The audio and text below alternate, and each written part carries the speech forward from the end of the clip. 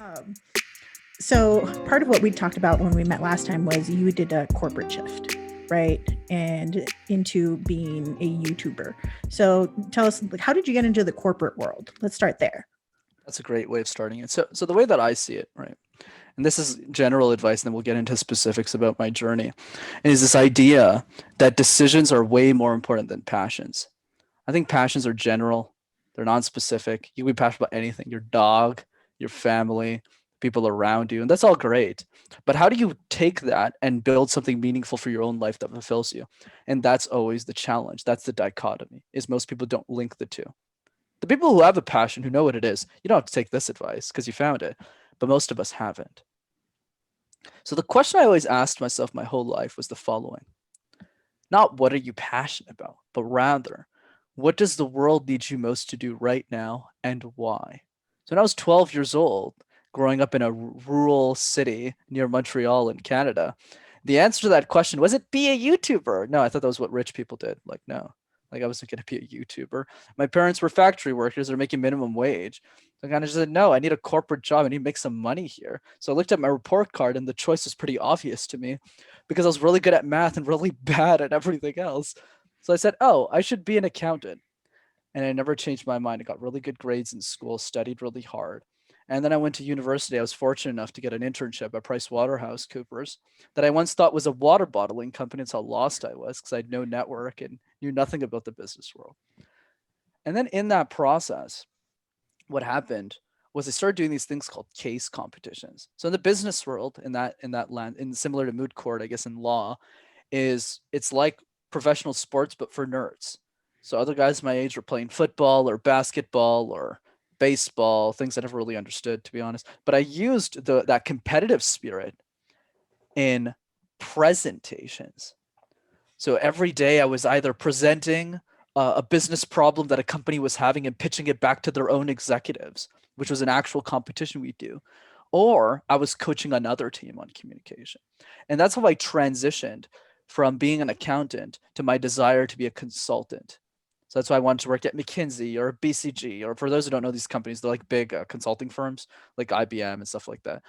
So I worked really hard to get a job in those companies. I spent a year and a half doing an application and stuff, and I got the job, right? So that's my day job currently, and I love it. Consulting is exactly what I wanted it to be. But then after I graduated, I asked myself that question again. What does the world need you most to do right now, and why? And through a series of serendipitous actions that I was taking, making decisions, I led to a place in my life where I was the youngest professional speech coach in the world. Right? So I noticed that a lot of the content out there was horrendous on communication. So I just said, wait, these PhDs have no clue what they're talking about. Like the 6-year-olds out there, the 16-year-olds out there won't understand a clue what they're saying. So I started making videos in my mother's basement. Once again, didn't think it was going to be anything big. And then it grew over time. And here we are today. I'm curious when you say you're looking at what it is the world needed from you right now. How did public speaking kind of surface itself as what the world needed?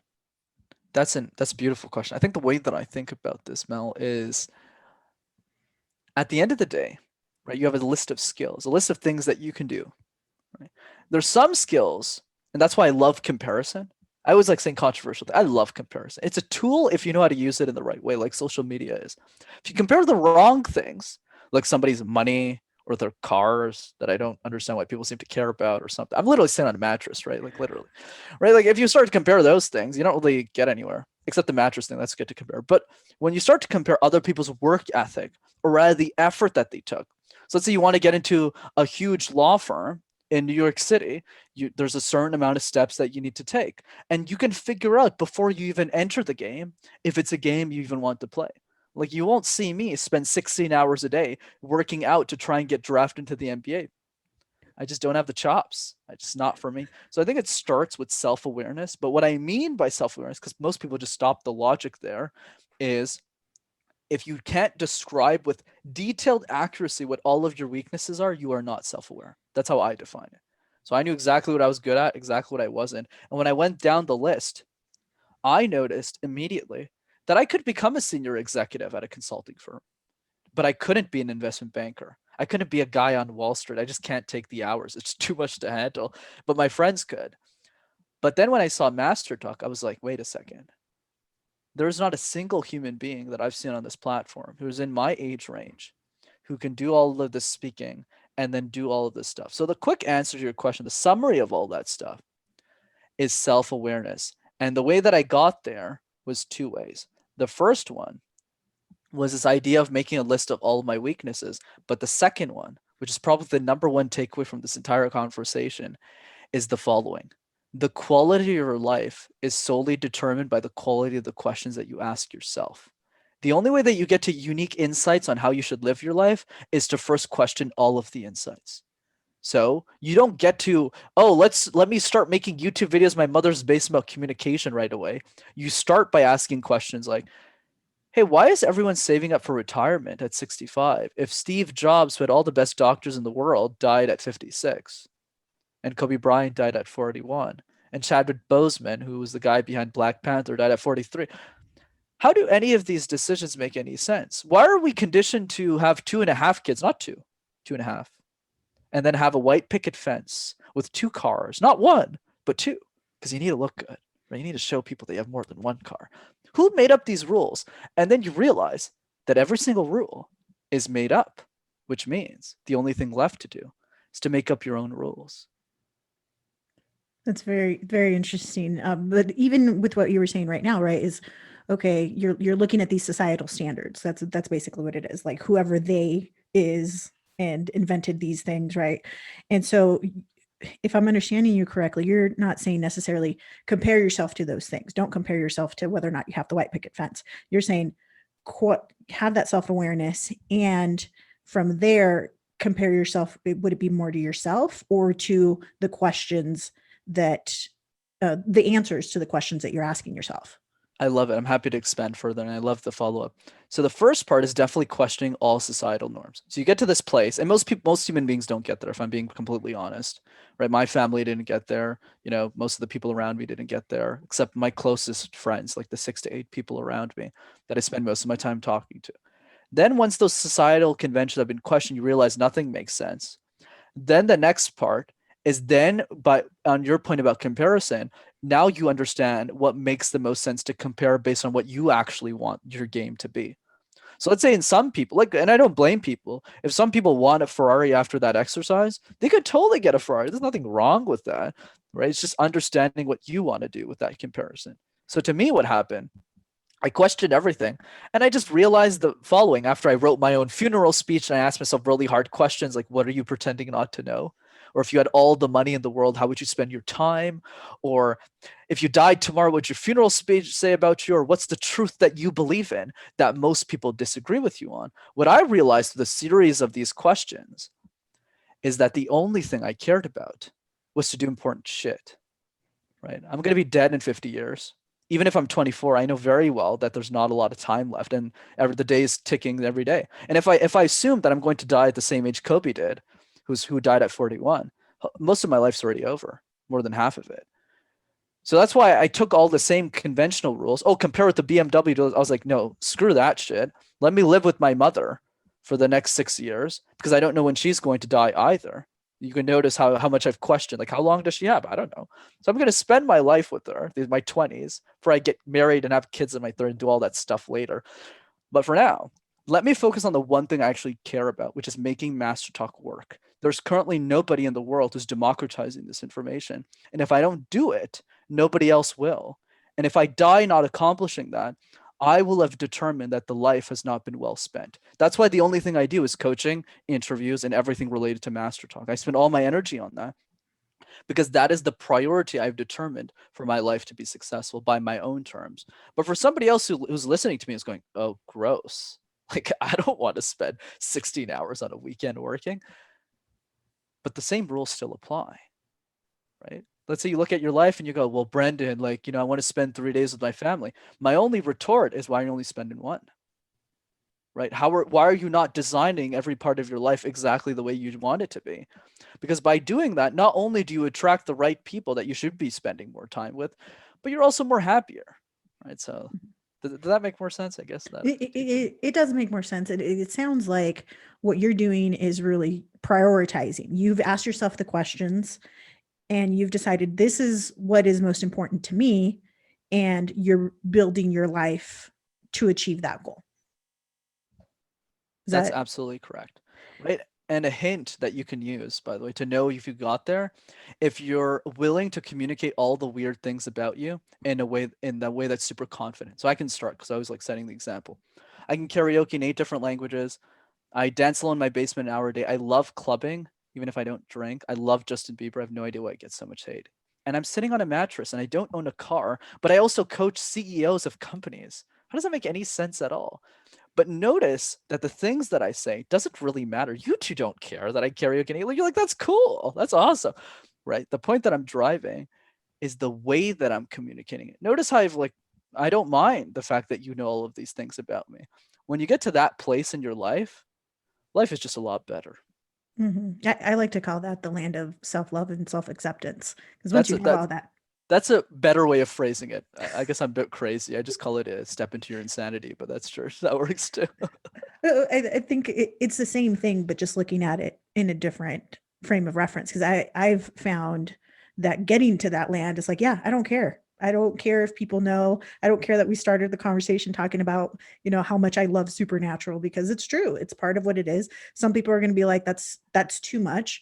And other people are going to be like, yeah, that's cool, whatever. And, most of the people around me know that this is, they associate those things with me. So now I know karaoke in 8 different languages. Okay, Brenden, that's somebody who's going to enjoy that, right? And I think that's what makes us interesting. I completely agree with you.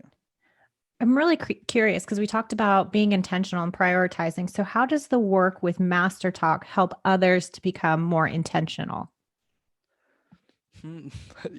I love the deep questions. Great. So the way that I think about this is MasterTalk in my personal brand is going to be 2 different. I have 2 different kind of points of view on this. So for MasterTalk, it's a different intention than, let's say, a podcast episode that I'm doing with you two right now.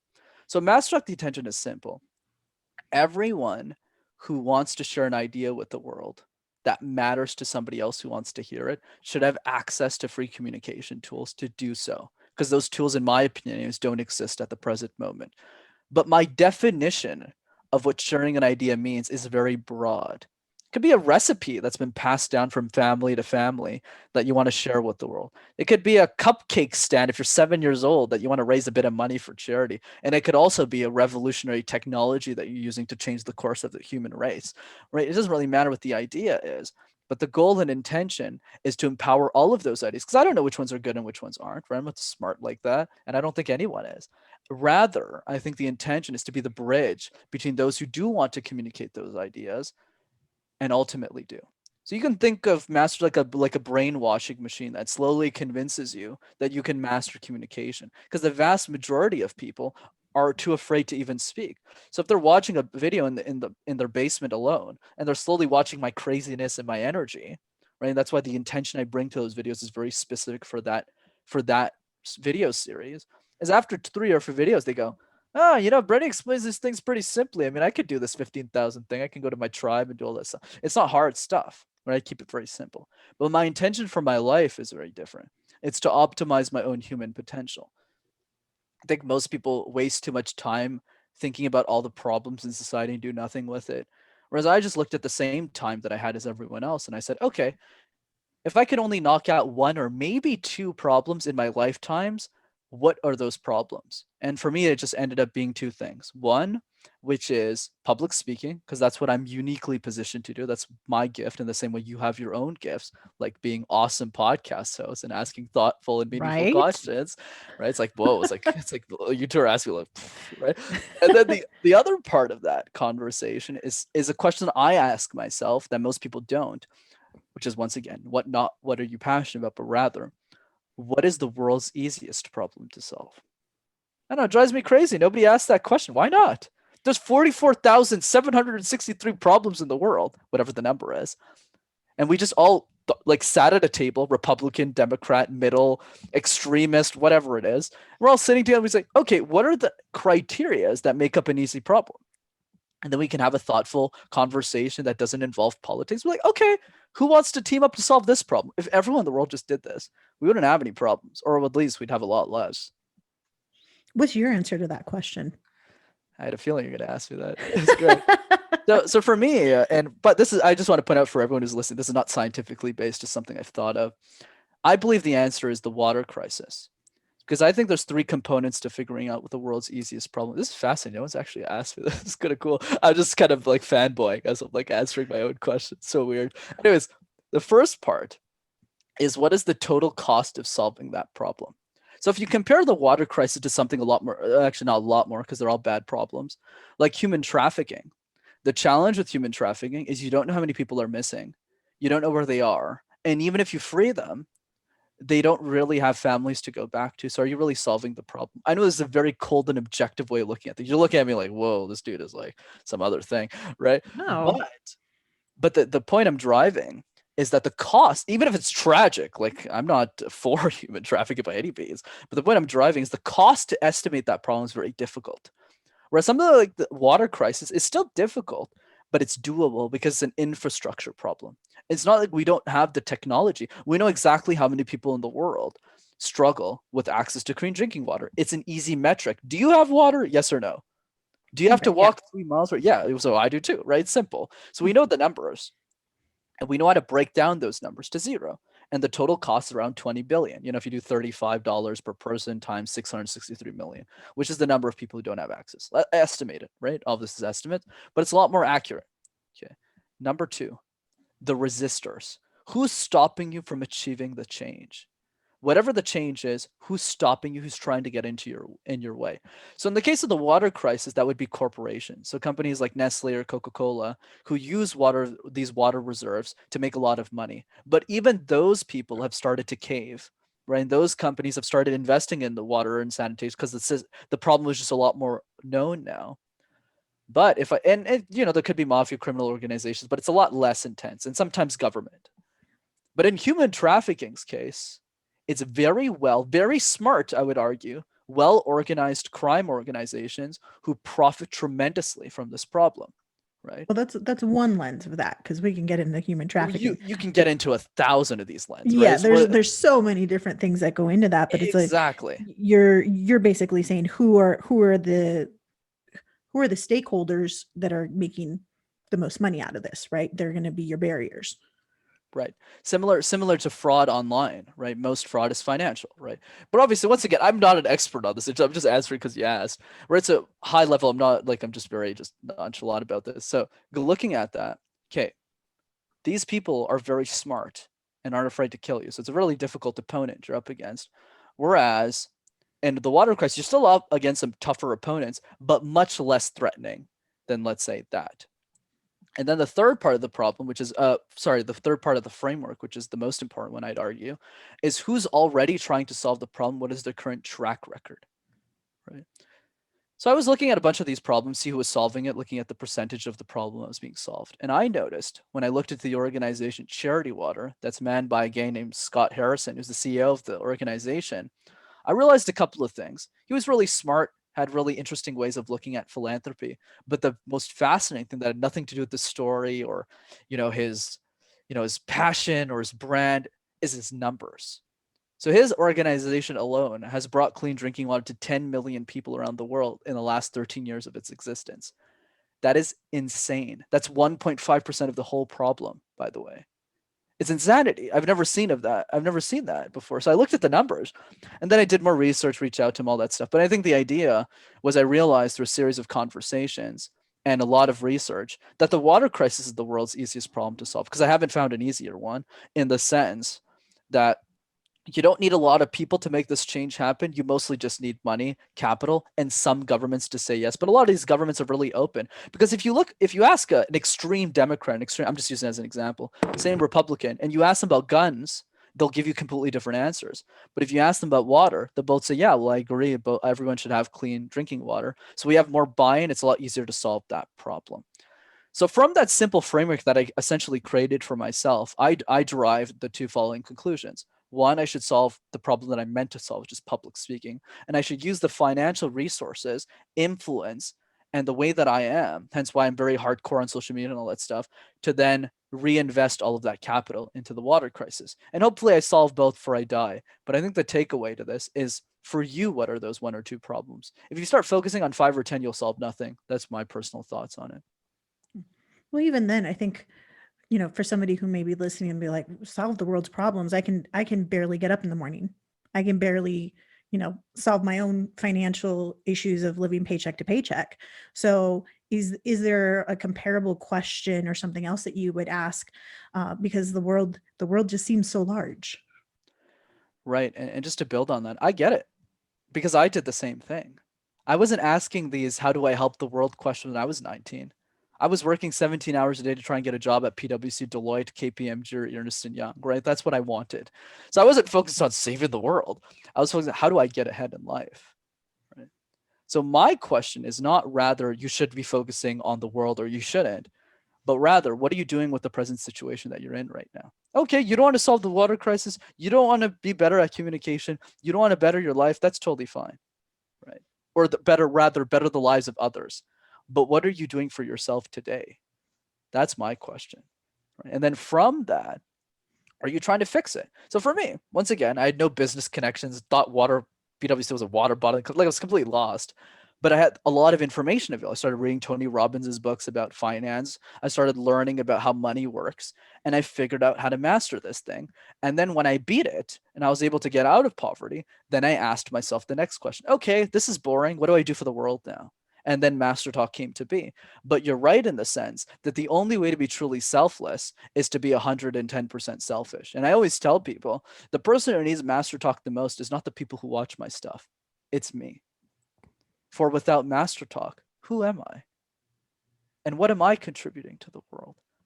MasterTalk is 100% fully selfish expression of who I want to be as a human being. But it just so happens that self-expression is helping a lot of people out. So it's a win-win for everybody. So find that win-win in your life. Now, I find it interesting because, and you know, our listeners won't be able to see this, but you're young. So I'm really curious, how did you learn the tools and the skill sets needed to speak well in public? Right. So what happened essentially was when I was in university, those case competitions, I'll add more layer to it. So think of it like this. Let's say in a university, there's 8,000 business students. There was only 80 people in that program. And we were the world's largest program. So in other universities across the US, like the University of Florida is a good example of a great case school, or Wharton School of Business, Pennsylvania, they're all really strong. They probably have 40 or 50 students in that program, probably less actually. And that's out of the thousands of people. So the people who get into this program are insane. Like these are the people who go on to do really big things in life. So when the program started 25 years ago, all of the superstars from our university, and this is true for all the universities who did cases, got placed into the top companies around the world because all of the companies wanted those people. So what happened is all those people got quickly promoted. A lot of, it's not typical. I mean, it is typical to see a senior vice president who's like 32 years old being a coach for the program. Like that's normal. Right? So when we start in the program, they've built out all of these resources. When I started, was this 5 years ago or something, when I first joined the program and I was in university, my coach wasn't like, oh, like the guy who like runs a store somewhere. No, it's like the vice president of so-and-so company. So I would get there really cocky as a 21-year-old, like, oh, I'm in the program. I got selected out of like hundreds of people. So we're very cocky, right? We're like 20, right? Or something. We think that we're hot shit. And then we get to the first presentation and you have a VP looking at you who's spending an hour with you, by the way, instead of dinner with his family because he's working or she's working 70 hours a week, and just looks at you saying, why are you wasting my time? That's literally how your introduction starts into the program. And you're just there like, oh, what did I put myself into? Over and over again. And you know what the best part was? I loved every second of it. I was the dictator of that entire thing. You can think of me as the Michael Jordan nobody gives a shit about. The same intensity, the same crazy. I don't, for those who haven't seen, by the way, this is coming from a guy who doesn't like sports. I studied that documentary A to Z, and I understood him completely. I did the same thing. He was a lot worse than I was, but it wasn't too far off. You would see me at midnight yelling at students, be like, "This is garbage," and and tomorrow was Christmas. Like it was Christmas. I was like, "This is garbage. You are going to do this again tomorrow." Like literally, it was nuts. That's how I got really good at communication. So essentially, it was a group of by the way, they loved it. It wasn't like, oh, they hated me or stuff. No, they loved the feed. They were like taking notes because there's a competition in 2 weeks. And by the way, I would get rammed in the same way. Everyone around me would be like, Brenden, you suck. You got to get better. Like every single time. So it was this insane accountability to each other and our desire to bring pride to the school that created this elitist culture around public speaking. That's why I believe, anyways, I was able to learn 40 years. Communication skills that normally take a lifetime to learn in the matter of only 3 or 4 years. That's what happened, essentially. Makes sense. And so how do you help master or help others master their message? Right. So what I learned really early, especially since you did such a great job, like both of you did such a great job facilitating all that, I noticed that intensity, as you can probably tell from watching my videos, doesn't apply. Right? You look at my videos like, wow, this guy's super positive and perky and down to earth, and he doesn't look like the guy that's speaking to you right now. So once again, intentional. I noticed really quickly I was super intense compared to, because when we got out into the world and we noticed we were like, all of us, not just me, we were like in the top 0.1% of all speakers in the world. Most people don't even want to give a presentation. I just said, okay. So I started brainstorming with everyone in my program. I said, I want to start this YouTube channel. How do you think I can simplify this to somebody who doesn't even want to speak? The opposite case, the opposite issue. And they would start giving me ideas about their fears and insecurity. And I was talking about my own at the beginning. We started making lists together. So I was fortunate. A lot of things I got lucky. A lot of smart people helped me build this thing. And I was able to digest all of their insights and create videos out of them and making them simpler. So I'll give you an easy tip for those who are still listening for some reason to me that I think would be useful to people. So this is what I call the puzzle method. It is the easiest tip that I have in the book that if everyone knew, everyone would just be great speakers. So public speaking is like a jigsaw puzzle. You know those 1,000-piece puzzles you kind of put together with your family, especially now, I guess, during COVID, since you can't really go outside. I do it I was like, you're talking multiple times during Oh, the is year. this like... You're talking to puzzle nerds here. Oh, this is perfect. I usually never get puzzle nerds. This is perfect. So if I asked the both of you, and I would, since you're both nerds in this topic, I'd love both of your perspectives on this. Which pieces do you start with first and why?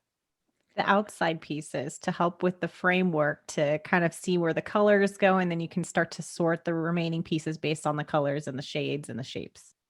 Right. Yeah, that's basically what we do. We get the border first, and then as we're picking out the border pieces, we'll sort out the colors. Right. So you heard it first here, right? The puzzle experts have spoken. They're absolutely correct. I usually never get to say this. There's a lot of new firsts. I'm really excited about this. Anyway, side conversation. You two are absolutely right. So coming from a puzzle intermediate, because you are my teachers in this, the question we need to ask ourselves is, why don't we do that in public speaking? We got a presentation in 2 days. So what do? We shove a bunch of content. In other words, we start with the middle pieces first. Shove, shove, shove, shove, shove. We get to the presentation. Both of you are presenting. You get to the last line. One of you goes, yeah, so thanks. And that is 97% of all of the presentations that you hear in life. Yeah, thanks. Thanks for listening. So to master public speaking, or rather the public speaking puzzle, we need to start treating like an actual puzzle. Start with the edges first. Practice your introduction 50, not 5, 50 to 100 times. Sounds daunting? Not really. It'll take you an hour and a half. It's a minute. Your introductions aren't 10 minutes here. Same thing with the conclusion. What's a great show with a terrible ending? A terrible show. Same thing. Conclusion 50 to 100 times. And then you look at yourself and you're like, wow, I've never actually done an introduction 50 times, the same time, every time. I'm pretty good at this public speaking thing, because you just compare both recordings, right? Number 1 with number 50. And you go, wow, I'm so good at this thing. Let me tackle the middle now. But much like a puzzle, who does 1,000 or 10,000 piece puzzles alone? That's boring. That's daunting. It's not fun. Do it with your friends. Do it with your family. Do it with a team. You don't need a coach for this kind of stuff. When I was practicing, by the way, that's still true today. As a professional speaker, all my friends still give me feedback. They still tell me I'm terrible. They still run me through walls. Even when the world these days tell me I'm a great speaker for some reason, they still run me through walls. They're like, you call this a presentation, Brenden? What you did 3 years ago is 10 times better than what you just did now. Obviously, I mean that in a nicer way for the rest of the public. So that means, like, you two practice together, have fun with it, say positive things, and like keep building on it, but work on it together. So segueing from the friends kind of telling you that, my assumption there is that the friends who are telling you, hey, you're not doing this the way we know you know how to do this, they're part of that same elite group of public speakers, correct? How does it feel, though, to be in that group of elite public speakers and have to deal with the rest of us? That's interesting. The way I see it is it's an honor and a privilege. And the reason I honestly mean that, right? In the sense that, don't get me wrong, by the way, let's get one thing straight. When I was up against the other universities when I was up against the other schools back in the day, no. It's like we're crushing these schools, we're winning.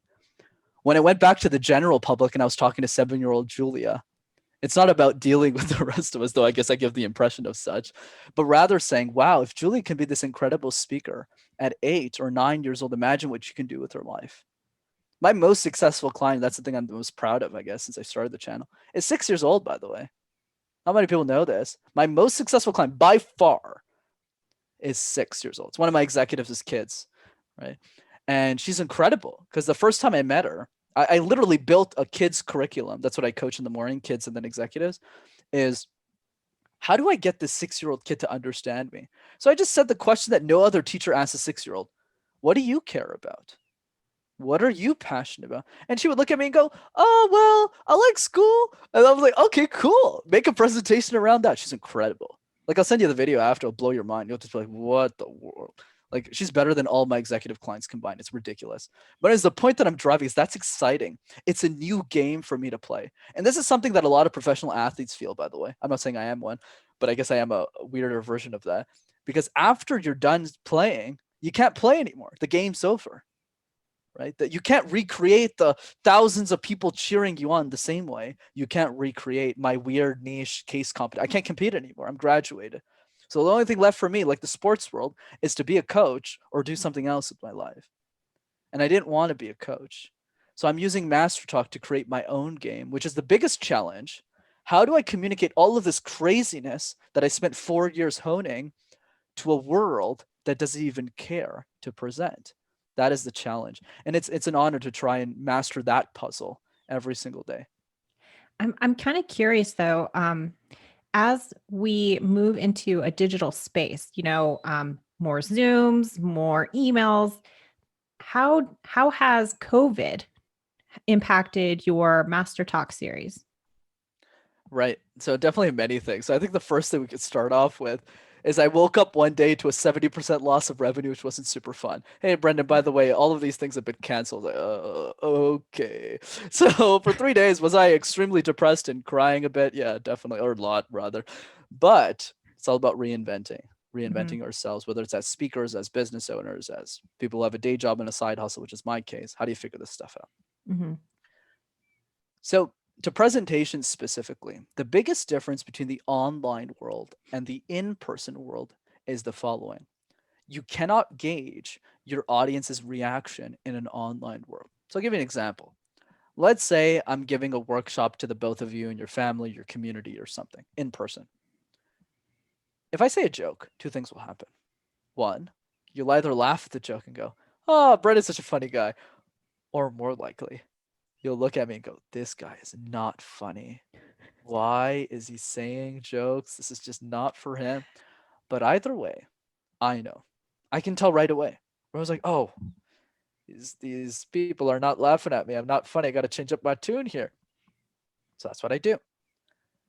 But in the online world, I don't have that privilege, which means the same joke that I said with the same amount of positivity, the same amount of energy and enthusiasm, I need to assume is funny. That is a challenge. Even in this very conversation we're having right now, we're only 2 people here. Besides me, I have no clue how you 2 are reacting to me because Melissa's on a very small screen. and you're on a bigger one. Cydia, right? Am I pronouncing Cydia. Cydia, there you go. Mm. Right? And Cydia, you're like, I see you on a bigger screen, but I'm not actually looking at you because I'm looking at the lens of the camera. So I have Mhm. actually no clue you're reacting to me in for real. So if there's 20 people on a screen, 30 people on a screen, and most of those cameras are off sometimes, how are you supposed to bring that same amount of energy? So there's two ways of fixing this. One, do something like this in the sense of bring other people on a Zoom call and have them critique everything that you do. Brenden, why are you sitting on the mattress? Brenden, why didn't you do your hair? Why didn't you get dressed? What are you presenting? How are you presenting? What are you conveying? That's easy. Then you'll be ready for the real thing. Other thing is to imagine the perfect in-person audience. So when I started podcasting as a guest or even presentations online, it was really weird, right? You have two people who are sitting on a sofa asking you random questions about your life, really good questions, I would add. But in this case, and I'm just there like, this is so bizarre. I don't know these people. Why are they asking me such personal things? But then over time, as you get better and you do more and more shows, and this is true from a host's perspective as it is from a guest, your perception of your audiences change as you get more and more positive feedback. So in between episode 2 or episode 4, the podcast host would go, "Hey, Brenden, that was really good, man. You should keep doing these shows." I was like, "Really? Do I actually know what I'm talking about?" They're like, "Yeah, keep going." So when you're at like 200 or something, or 100, 150, the perception that you have of Cydia and Melissa changes when I enter the room. It goes from, "Oh, yeah, I don't know these people too. Wow, look at all the hard work these two have been putting on this podcast. They're working on the weekend, they're recording, they're editing, they're asking really thoughtful questions. So I'm going to assume that I've known them for many years." And eventually, as you practice and you get more positive feedback, slowly over time, that belief system eventually becomes true. And then, of course, as a bonus, if you're having trouble looking at the lens, just put a picture of somebody that you love on the lens or near the lens, or like your favorite food or something, or yeah, in your case, that a cutout. This like Yeah, ties the it so well. cutout. I'm gonna Yeah, put him just put right the here. cutout I'm just gonna there. stare at him the whole time. Just care and just be like, yeah, He's so pretty. For I'll our give you that. listeners, just to He's let you handsome. know, I got Cydia a cutout of Dean from Supernatural. It's this little, maybe a foot tall. It was sitting on her desk for the podcast, and now she's There'll be pictures later. yeah. That's So, great. But yeah, I want thank those you for that. pictures. Yeah. You But have all of those. that's just so amazing. And just, in listening to how much that you've learned from just being a university student, maybe not having a lot of clear direction to where you are now, it kind of leads me to the first of 2 signature questions that we'd like to ask you, which is, Ooh. reflecting back, what is one thing that you would tell your younger self? Right. Definitely my favorite quote, which is be insane or be the same. If you want to be like everyone else, that's totally fine. But if you want to do something great with the world, and once again, if you're like 55, 54 minutes into this conversation, you're still listening to this, the only advice that really matters at the end of the day is the following. If you want to do great things in life, and great doesn't mean YouTube channel, podcast, big business. Great means having the family that you want, living the life that you want. You need to be insane. There's no other way around it. Don't you find it odd that a 22-year-old kid started a YouTube channel in his mother's basement? Not on vlogging or comedy skits or pranks, which is something a normal 22-year-old kid would do, but rather communication and public speaking tips. And then when he went on to coach executives of companies who are double, if not triple his own age, literally an hour before this conversation, but yet at the same time, lives in his mother's basement, talks to you on a mattress when he can afford a desk, doesn't own a car, doesn't plan on moving out of his mother's basement, even if he has the money to move out, and does all these bizarre things that we talked about, the dancing, the karaoke, the Justin Bieber. How do any of my decisions make any sense at all? And that, my friends, is the point. When all of the decisions in your life make sense to the only person that matters, which is you, you're probably making the right call. Love that answer. Give me chills. Thank you. I And- practiced it a lot. I was like, here we go. Here we go. I'm ready. It's the bookends, right? Yeah. So starting with the edges. So our final edge is looking forward. What one wish do you have for yourself on your current journey? One wish. A lot of them, but I would say one wish is probably living my life in a way that the 19-year-old version of me would be proud of. I think, and what I mean by that is when I was 19, and I love to gloat about myself. It's one of my redeeming qualities. Like, yeah, sure, I was an ass, and I still am, but I always will be. But I was very respectful of other people, and I still am, in the sense that I don't like to gloat about myself. I don't like to be like, oh, I'm more important than you, and stuff like that. Like, I like to be very respectful to everyone and what everyone is doing. And I feel that if I lose sight of that as MasterTalk gains popularity and I get all these accolades and stuff, I'll really have fucked up my life, if I'm being honest. So I think for me, it's really like never losing sight of that starting point, and then looking at the end and saying, like, even with all of the accomplishments, all of the stuff that I got, I was always 19-year-old Brenden. I think that's probably the one wish I have. Thank you so much for that. Of course. You can learn more about Brenden on his YouTube channel, MasterTalk. We'll link this info on our website. What questions have you asked yourself that made you really think? How will you impact the world? Let us know in our private Facebook community. We want to thank our producer and music director, Ron Johnson. This has been an Astronomicus DMR production. Thank you for listening. Remember, it's never too late and you're right on time.